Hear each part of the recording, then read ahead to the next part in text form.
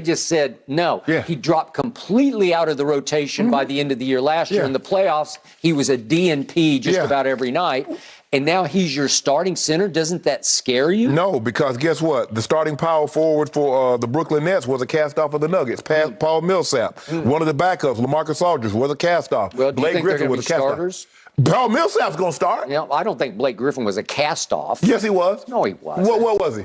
Well, what do you mean cast off? They said, we good. They said, we're going to buy you out. We're going to pay you your salary to get up out of here. But he got bought out. DJ just got whacked, like we're done. They bought him out. Sorry, we're done with you. They bought him out. We can't see it. Well, again, he's a discard, okay? Would you rather have DeAndre Jordan right now or Blake Griffin? Help me out. DeAndre Jordan. Stop it. DeAndre Jordan. You know in your for heart the Lakers, of hearts. Skip, for the Lakers, I'm taking just DJ. in general. I'm talking about in a vacuum. I want DJ. You do not want DJ. I don't use vacuum. I use Swiffers. Do you? Well, this vacuum says that I'm going to sweep up your argument. Of course you are. I'm going to dump it in the dumpster where it belongs. We got something for you, the Nets. We got something for you. Just do what you're supposed to do. We'll see you in June. All right. So I also got to give you one more kudo before we go on to what's wrong with your team. Yeah. Dwight Howard, in his rebirth and his sort of third career or whatever we're on now, I love him. I love his wild hair because he's the equivalent of a baseball closer who comes in who's like a wacky closer that you're afraid of because you're not sure whether he's going to throw it between your eyes or down the middle, right? And Dwight comes in and just wreaks havoc. He played 13 minutes, and look what he was. He was a plus 12 because every time he comes in, good things start happening. He blocks a shot.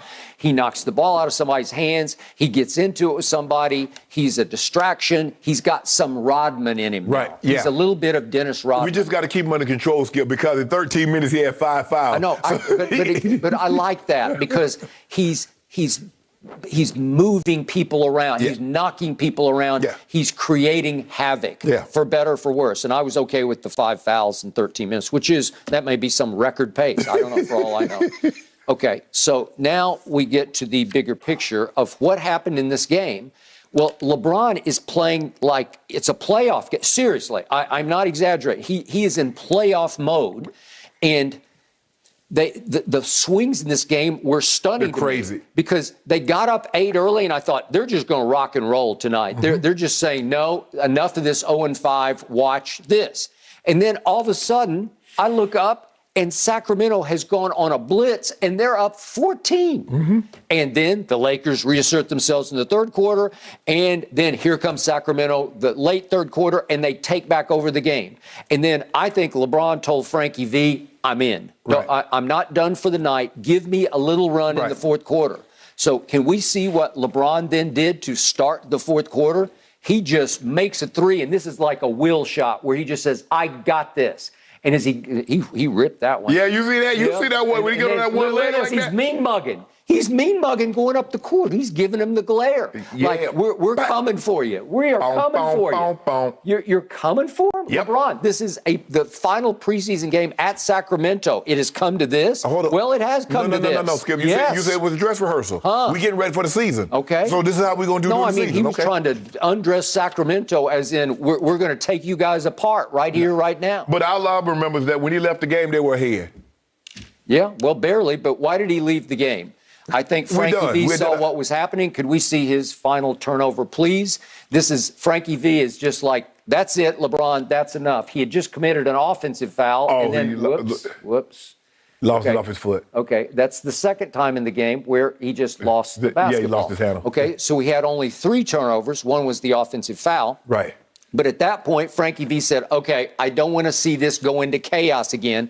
LeBron, you're trying to do too much, and you've done enough for tonight. You are out. So he pulls him, and Sacramento says, okay, we got this. And they just slowly pull away, and would they win by 4? 116 to 112. So are you sure that you saw enough on the defensive end? Because you mentioned. No, I didn't say that. That's what I say. Okay, I got it, because I don't see them playing near the level of intensity on defense that I saw certainly last year, even 2 years ago. I saw better intensity on the defensive end. Right. Are you sure? That was, like I said, Skip, I said offensively, I'm fine with what happened. Yeah, I would like to see AD shoot a better percentage from the floor, but I'm not overly concerned about him from the floor. I just like to see him shoot better from the free throw line because over the last couple of years, I've seen his free throw percentage decline. Mm-hmm. I say, but what I was disappointed about was they gave up 71 points at the half to Sacramento, and that's unacceptable. So that's a little concerning, but let's see what happens when they get all the pieces back. Okay. I think they'll be just fine defensively, but I just needed to see LeBron. I needed to see AD, and I needed to see Russ. I needed to see them play together and look good in doing so. This is shades of things to come because I think LeBron's going to have even more on his shoulders in year 19 than even you think. I think many nights he's going to have to say, I got this. No, but you're the one. You keep saying that AD is the best player. You keep saying they're only going to go, and others have said they're only going to go as far as AD takes them. LeBron James is still the best player on that team. All right. Well, is he? Can he be every night? Can he do it in year 19? Can he do what he did last night consistently night after night?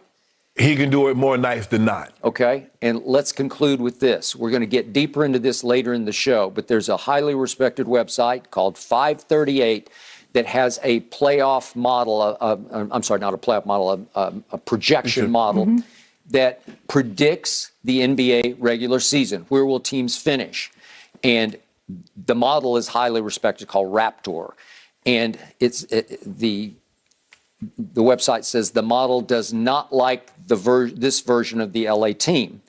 It predicts that it will finish 9th in the regular season, 9th. Can I get some due? Which would make it a play-in team. And the reasons being, Raptor views LeBron James and Anthony Davis as the only net positive players on the roster during the regular season.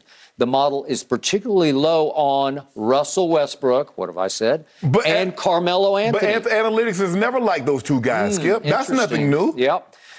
Who are all obviously both projected to play sizable roles. But it is notable that LA is given a better chance of postseason success than its projected win-loss record in you know the what? regular Since you reading them stats, how about this? This is what I do for both of you guys. Yep. I'll bet you whatever amount of due that you want, they don't finish ninth. And I got 100 bands for 538 say they finish better than ninth. Really? Yeah. That's what I do. That's what I do for 538. Really? I got 100 bands for your 538. Put it up or shut it up. Really? And I got 50 cases of due for you. 50 cases? 50 cases, they finished better than ninth in the West. I didn't say this. No, well, they said this. I just wanted your reaction to it. You got it. Well, they might bet you on this. They ain't gonna bet nothing. Yeah? They ain't gonna bet. They won't bet nothing. Why don't you make it 200? Whatever they want to bet, they finish better than ninth. You're a rich man. You live up in that palatial estate up in Bel Air. Yep. Just bet your swimming pool. Better pick up me 100 bands. This car, okay. About to move up the purchase. 538. Give this man a call today. I'm about to move up the purchase of my new car. Really? I was gonna wait until December. I mean January. But since they're about to bet this, I go in and pick it out right now because I know the money coming. 538. Send your routing number, please. Yes. And we got 50 cases of due on that. We have no. I was just reading. I'm not saying they're going to finish ninth. Why you ready? They might finish 4th. No, dude. Yeah. You want some due on that too? Well, I told you. What have I told you about Russell Westbrook? There's no way that the quote-unquote king in his 19th year can overcome this guy. Watch. Yeah. We ain't going to have to overcome. Russ, I lied what I saw from Russ last night. 18 point, plus 7. Yeah. LeBron did his damnedest last night and still came up short. Hey, give us 30. That's all we need. We're going to be playing something like 32, 33 minutes a night. Going to do damage. Hey. But see, here's the thing, though, Skip. That was an opportunity last night for AD to assert himself and take the game over. All right, well, there you go. That's your second problem, right? We're going to be all right.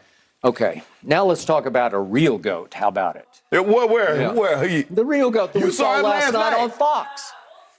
Against Golden State is when it will all count. The Lakers you want something on that game? Season opener. No. But let's move on because did Tom Brady put Shannon